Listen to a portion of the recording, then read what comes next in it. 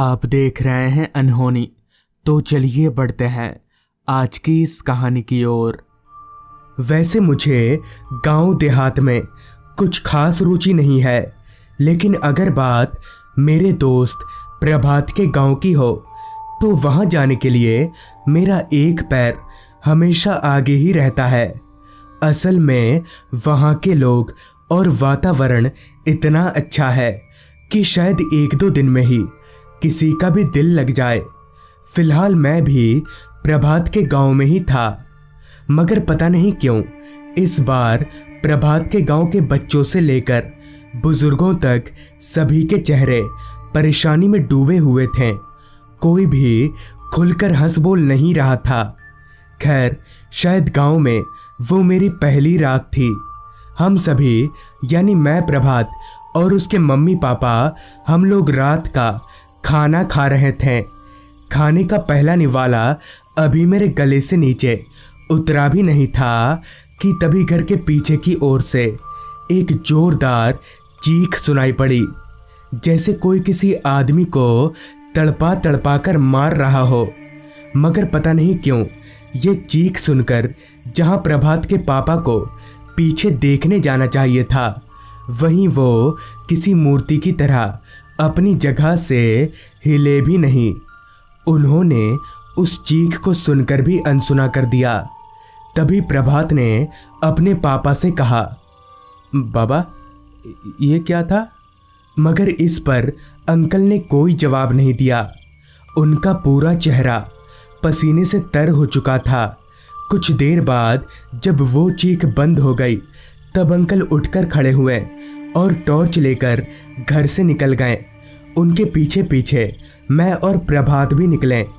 छोटी मोटी झाड़ियों को कूद फान कर पार करके जब हम घर के पीछे सड़क पर पहुंचे तो हमने जो देखा वो नज़ारा शायद बड़े बड़ों को भी पानी पिला दे, क्योंकि रोड के बीचों बीच एक आधी जली हुई लाश पड़ी हुई थी। वो लाश सर से लेकर कमर तक जलकर पूरी पपड़ी हो चुकी थी। मगर कोई लाश ऐसे आधी अधूरी कैसे जल सकती है? ये खतरनाक मंजर देखकर मेरा पूरा बदन कांप गया और यही हाल प्रभात का भी था। मैं अंकल और प्रभात से ये सब क्या है पूछना चाहता था, मगर मेरी आवाज़ हलक में ही अटक गई थी। अभी हम तीनों वहाँ खड़े खड़े उस आधी जली हुई लाश को देख ही रहे थे कि तभी पीछे से एक आवाज़ आई, मैंने जो कहा था वही हुआ ना? आवाज़ सुनकर मैं पीछे मुड़ा तो एक साधु महाराज थे। सफ़ेद लंबी दाढ़ी और चेहरे पर हल्की सी मुस्कुराहट लिए वो बाबा जी जब मेरे पास से निकल रहे थे तो मैंने पूछा, बाबा ये सब क्या है और आप? इस पर बाबा जी बोले, तुम नए लगते हो, सुनो बात आज से। बाबा के बोलते बोलते ही प्रभात के पापा ने उन्हें टोकते हुए कहा, बाबा आपके पास और कोई काम धंधा नहीं है क्या? जाइए यहाँ से। अंकल की ये बात सुनकर बाबा ने धीरे से मेरी ओर देखा और कहा, इसी रास्ते पर थोड़ा आगे पीपल का पेड़ है, मैं वहीं मिल जाऊँगा।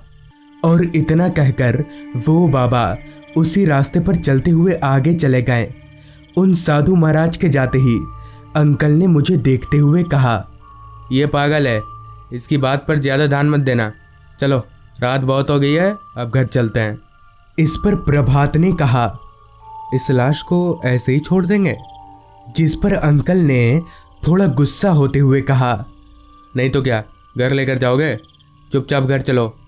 जिसके बाद उस लाश को वहीं छोड़कर हम तीनों घर आ गए। घर में आते ही मैंने एक बात पर गौर किया कि प्रभात की मम्मी यानी आंटी ने अंकल से कुछ पूछा नहीं, जैसे उन्हें सारा कुछ पहले से ही पता हो। खैर, हमने खाना खाया और अपने अपने कमरे में जाकर बिस्तर पर लेट गए। मैं और प्रभात एक ही कमरे में थे। मैं ये जानता था कि हो ना हो मुझसे और प्रभात से यकीनन कुछ न कुछ छिपाया जा रहा है। उस आधे जले हुए लाश के बारे में मैं प्रभात को पूछने जा ही रहा था कि तभी प्रभात ने ही पूछा, यार तुझे क्या लगता है वो लाश आधी कैसे जली होगी? इस पर मैं बोला, पता नहीं, पर वो बाबा कुछ बता रहे थे। इन्हीं सारी बातों के दौरान मैं कब सो गया कुछ याद नहीं। अगली सुबह मैं जब उठा तब भी मेरे जहन में कल रात वाली बात ही घूम रही थी। मैंने सोचा कि एक बार उन साधु महाराज से मिलकर आता हूँ, तो ही पता चलेगा कि आखिर ये सब हो क्या रहा है। फिर जब मैं बाबा जी के बताए मुताबिक उस पीपल के पेड़ के पास पहुंचा तो वहां वो बाबा जी नहीं थे। फिर मैंने सोचा एक बार रात में आकर देखूंगा तो शायद मिल जाएंगे। पूरा दिन मैं यही सब सोचता रहा। फिर शाम को अंधेरा हुआ तो मैं फिर एक बार उन साधु महाराज की तलाश में निकल पड़ा।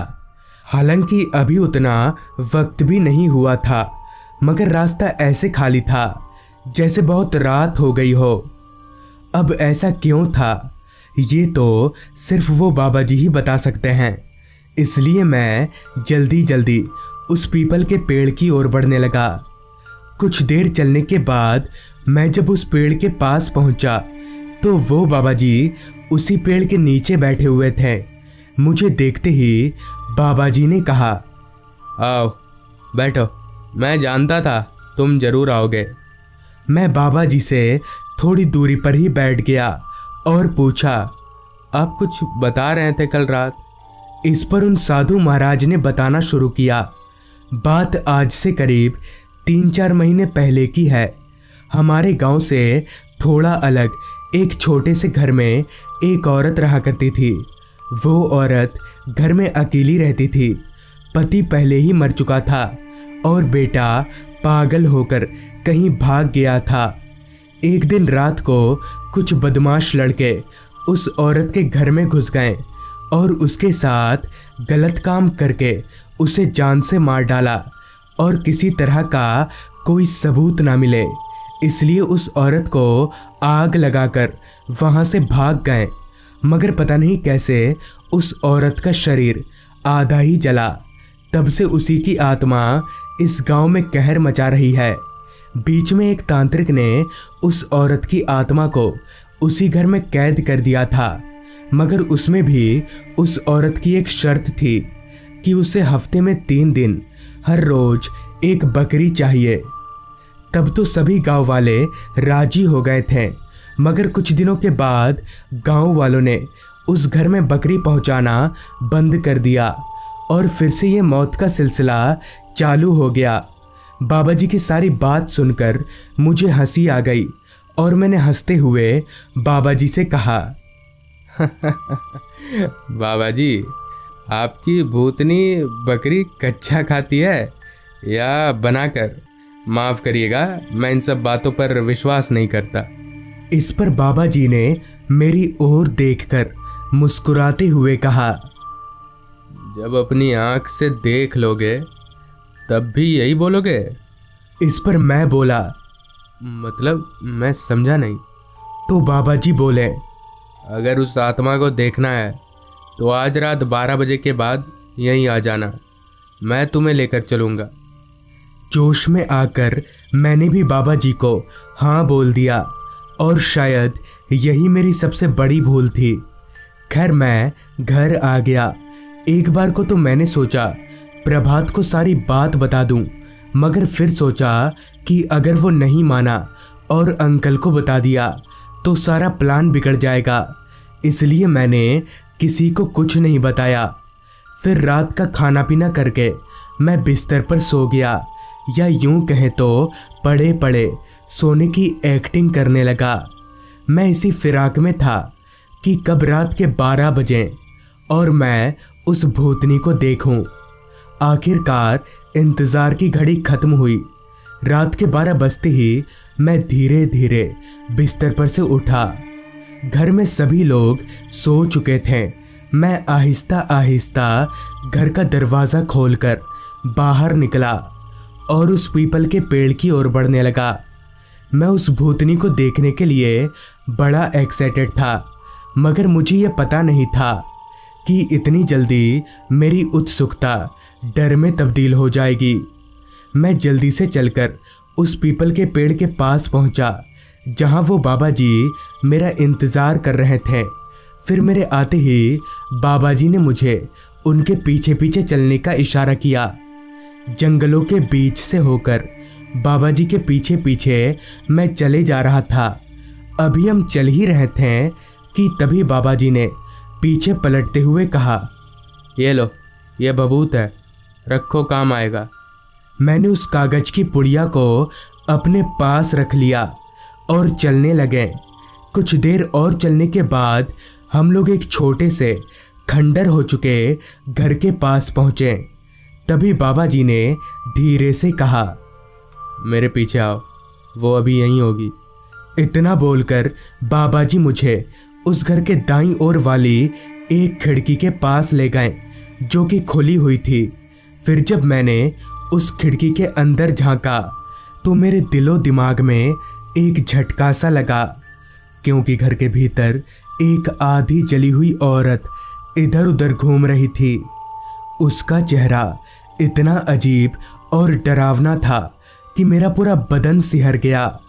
वो औरत अपने दांतों को बजाते हुए घर में इधर उधर चले जा रही थी, जैसे वो बहुत ज़्यादा गुस्से में हो। मैं ठिठक कर खिड़की से 2 कदम पीछे हट गया और बदकिस्मती से मेरे पैरों के नीचे सूखे पत्ते आ गए, जिनकी चड़मड़ाहट सुनकर वो औरत एकदम से खिड़की के पास आ गई। तभी बाबा जी ने कहा, भभूत छिड़को। मैंने झट से भभूत की उस पुड़िया को उस औरत के मुंह पर छिड़क दिया, जिससे वो औरत छटपटाते हुए पीछे हट गई और इसी का फ़ायदा उठाकर हम दोनों वहाँ से भाग निकले। भागकर जब हम लोग उस पीपल के पेड़ के पास पहुँचे तब बाबा जी ने कहा, जल्दी से घर चले जाओ, उसके निकलने का वक्त हो गया है। फिर मैं भागकर घर आ गया और उसके दूसरे दिन ही मैंने प्रभात का गांव छोड़ दिया और फिर कभी भी मैंने उसके गांव में पैर नहीं रखा। तो दोस्तों, ये थी आज की कहानी।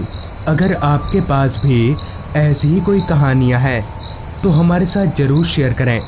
तो मैं आर्यन जल्द ही मिलूँगा आपसे ऐसी ही एक कहानी के साथ।